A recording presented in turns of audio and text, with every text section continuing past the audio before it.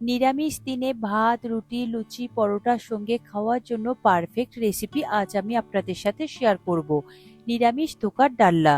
আমি জানি ধোকার ডালনা সবাই খুব ভালো বানাতে পারেন, তবে আমি কিভাবে বানাই তা আজ আপনাদের সাথে শেয়ার করব। আর বাজার থেকে ধোকার প্যাকেট কিনে আনার প্রয়োজন নেই। নমস্কার বন্ধুরা, কিচেন টেকনিকে আপনাদের সবাইকে স্বাগত। আমি মধুমিতা। আজ নিয়ে এসেছি দারুণ স্বাদের একটা রেসিপি। চলুন দেখে নেওয়া যাক আজকের রেসিপি। নিরামিষ ধোকার ডালনার জন্য আমি এখানে ছোলার ডাল নিয়েছি। 150 গ্রাম মতন ছোলার ডাল আমি ওভারনাইট ভিজিয়ে রেখেছিলাম। আপনারা চাইলে 5 থেকে 6 ঘন্টা মতন ভিজিয়ে রাখতে পারেন। ডাল অনেকক্ষণ ভিজিয়ে রাখলে দেখুন ডালটা কত সুন্দর বড় বড় হয়ে ফুলে গিয়েছে।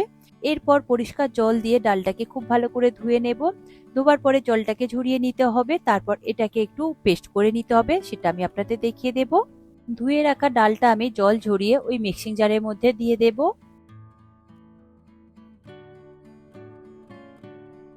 তারপর দিয়ে দেব 4টে কাঁচা লঙ্কা। ঝাল আপনারা যেমন পছন্দ করেন ঠিক সেই রকমই দেবেন। এরপর দিয়ে দেব অল্প করে একটু আদার কুচি। আমি এখানে 1 ইঞ্চি মতন আদা কুচিয়ে নিয়েছি। আর দিয়ে দেব স্বাদ অনুযায়ী নুন। আমি এখানে 1 চা চামচ মতো নুন ব্যবহার করেছি, আপনারা নিজেদের প্রয়োজন মতো নুনটা দিয়ে দেবেন। দেওয়ার পরে সামান্য একটু জল দিয়ে দেব, তারপর ঢাকা দিয়ে খুব ভালো করে এটাকে পেস্ট করে নেব।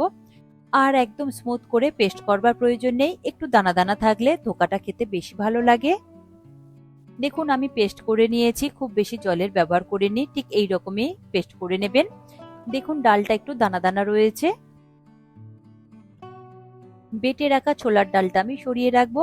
এরপর একটা প্লেট নিয়েছি, প্লেটে অল্প করে একটু তেল দিয়ে দেব। আপনারা চাইলে যে কোনো থালাও ব্যবহার করতে পারেন, ছোট কোনো প্লেটও ব্যবহার করতে পারেন। এটা আমি আগে থেকে রেডি করে রাখছি যাতে ধোকাটা খুব সুন্দরভাবে এর মধ্যে সেট করতে পারি। তারপরে আমি ধোকাটা রেডি করে নেব। তার জন্য একটা কড়াই নিয়েছি। কড়াইটা গরম হলে তাতে দিয়ে দেব 2 চা চামচ সর্ষের তেল। আপনারা এটা সর্ষের তেল দিয়েই করবেন। এরপর দিয়ে দেব হাফ চা চামচ মৌরি। আর দিয়ে দেব হাফ চা চামচ কালো জিরে। আর সঙ্গে দিয়ে দেব অল্প করে একটু হিং। আমি এখানে হাফ চা চামচ মতন হিং ব্যবহার করেছি। এরপর দিয়ে দেব হাফ চা চামচ হলুদ গুঁড়ো। গ্যাসের ফ্লেমটাকে লোতে রেখে একটু নাড়াচাড়া করে ভেজে নেব। যখন সুন্দর একটা গন্ধ বের হবে তখন এর মধ্যে দিয়ে দেব বেটে রাখা ছোলার ডাল। ছোলার ডাল দেওয়ার পরে গ্যাসের ফ্লেমটাকে লোতে রেখেই কন্টিনিউ এটা নাড়াচাড়া করতে হবে, তা না হলে কিন্তু কড়ার গায়ে লেগে যাবে আর এটা একটা লাল মতন হয়ে যাবে, পুড়ে যাবে। তাই আপনারা কন্টিনিউ নাড়াচাড়া করবেন। দেখুন কত সুন্দরভাবে একদম শক্ত হয়ে যাচ্ছে, একটু ড্রাই হয়ে আসছে। এর মধ্যে যে এক্সট্রা জলটা রয়েছে সেটা একদম কমে যাচ্ছে। এইরকম যখনই কড়া থেকে ছেড়ে দেবে তখনই এটা আপনারা তুলে নেবেন একটা পাত্রের মধ্যে। দেখুন কড়া থেকে কত সুন্দরভাবে ছেড়ে গিয়েছে, একদম ডোর মতন হয়ে গিয়েছে। এরপরে এইটাকে আমি ওই প্লেটের মধ্যে রেখে দেব, যে প্লেটটার মধ্যে আমি তেল মাখিয়ে রেখেছিলাম। প্লেট বা থালার মধ্যে আগে থেকে তেল মাখিয়ে রাখলে যখন ধোকাটা এর মধ্যে শেপ তৈরি করা হবে খুব সুন্দরভাবে উঠে আসবে, কোনো রকম ভাবে থালার গায়ে আটকে যাবে না। দেখুন গরম অবস্থা এটাকে এইভাবে একটু ফ্ল্যাট করে নিতে হবে, তবে খুব বেশি মোটা করে ফ্ল্যাট করবার প্রয়োজন নেই। দেখুন হাত দিয়ে এটা আমি ফ্ল্যাট করে নিয়েছি, আমি খুব বেশি মোটা বা খুব বেশি পাতলা করিনি। দেখুন এই রকমই রেখেছি, আপনারা নিজেদের প্রয়োজন মতন করবেন। খুব বেশি পাতলা করলে আবার ভেঙে যেতে পারে। এরপরে এটাকে আপনারা 10 থেকে 15 মিনিট মতন ঠান্ডা হতে দেবেন। ঠান্ডা হলে দেখবেন খুব সুন্দরভাবে শক্ত হয়ে যাবে, টাইট হয়ে যাবে। এরপরে দেখুন আমি 15 মিনিট পরে এটাকে আমি কেটে নেব। একটা ছুরির সাহায্যে আমি কেটে নিচ্ছি। আমি এখানে ডায়মন্ড শেপ করছি, আপনারা যে কোনো শেপে করতে পারেন, স্কোয়ার শেপেও করতে পারেন।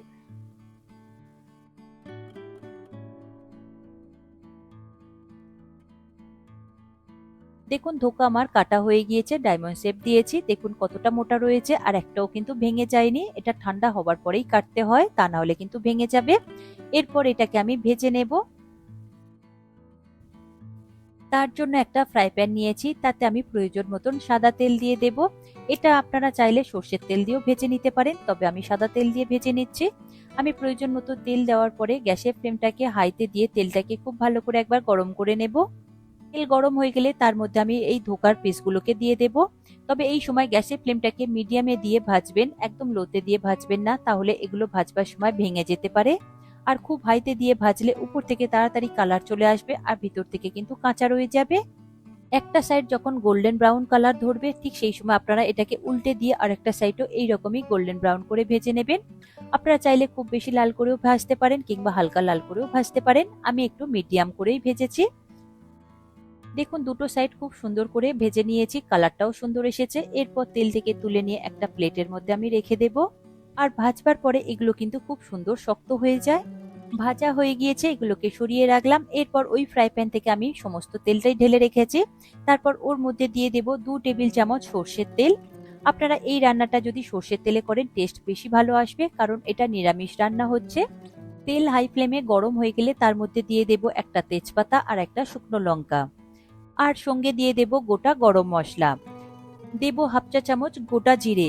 গ্যাসের ফ্লেমটাকে লোতে রেখে কয়েক সেকেন্ডের জন্য একটু নাড়াচাড়া করে ভেজে নেব। যখন মশলা থেকে সুন্দর একটা ভাজা গন্ধ বেরোবে ঠিক সেই সময় দিয়ে দেব 1.5 চা চামচ আদা বাটা, আর দিয়ে দেব হাফ চা চামচ নুন, কারণ তেলের উপরে আদা বাটা দিলে তেলটা খুব বেশি ছিটকায়। নুন আর হলুদ দিলে তেলটা আর ছিটকায় না। আর সঙ্গে দিয়ে দেব হাফ চা চামচ হলুদ গুঁড়ো। গ্যাসের ফ্লেমটাকে লোতে রেখে আদার কাঁচা গন্ধ চলে যাওয়া পর্যন্ত খুব ভালো করে একটু কষিয়ে নিতে হবে, ওই 1 থেকে 2 মিনিট মতন। কষানো হয়ে গেলে তার মধ্যে দিয়ে দেব 1 চা চামচ কাশ্মীরি লঙ্কার গুঁড়ো। এটা কালারের জন্য দেওয়া। কাশ্মীরি লঙ্কার গুঁড়োর পরিবর্তে আপনারা ঝাল লাল লঙ্কার গুঁড়োও ব্যবহার করতে পারেন, তাতে ঝালও হবে কালারও হবে। এরপর লো ফ্লেমে কয়েক সেকেন্ডের জন্য একটু নাড়াচাড়া করে কষিয়ে নেব। তারপর এর মধ্যে দিয়ে দেব একটা টমেটো বাটা।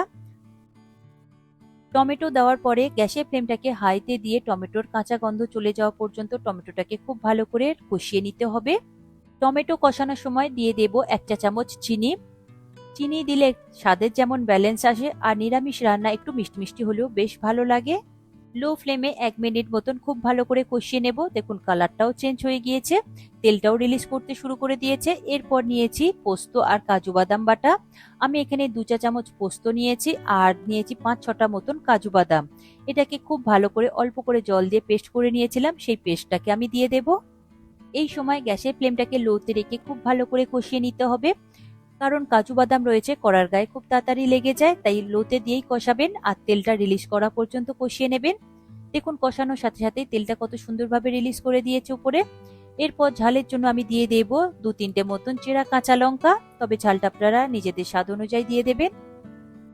মশলাটা আমি 3 থেকে 4 মিনিট মতন লো ফ্লেমে খুব ভালো করে কষিয়ে নিয়েছি, তেলটাও দেখুন রিলিজ করে দিয়েছে। এরপর এর মধ্যে দিয়ে দেব প্রয়োজন মতন জল।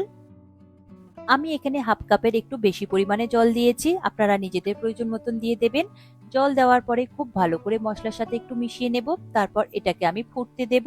তবে এর গ্রেভিটা খুব বেশি পাতলা হয় না, আপনারা চাইলে একটু পাতলাও করতে পারেন, তবে আমি এটা একটু সেমি গ্রেভি করব। দেখুন গ্রেভিটা ফুটতে শুরু করে দিয়েছে। গ্রেভিটা ফুটে গেলে তার মধ্যে দিয়ে দেব ভেজে রাখা ধোকাগুলো।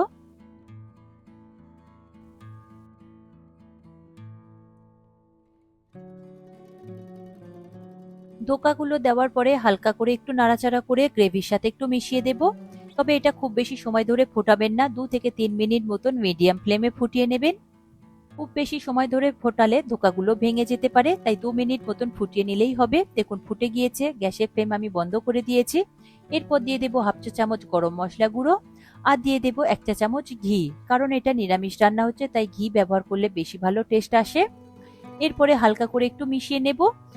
মিশানো হয়ে গেলে এটাকে ঢাকা দিয়ে 5 মিনিটের জন্য স্ট্যান্ডিং টাইমে রেখে দেবেন। তারপর 5 মিনিট পরে এটা গরম গরম পরিবেশন করবেন, কি অসাধারণ খেতে হয়।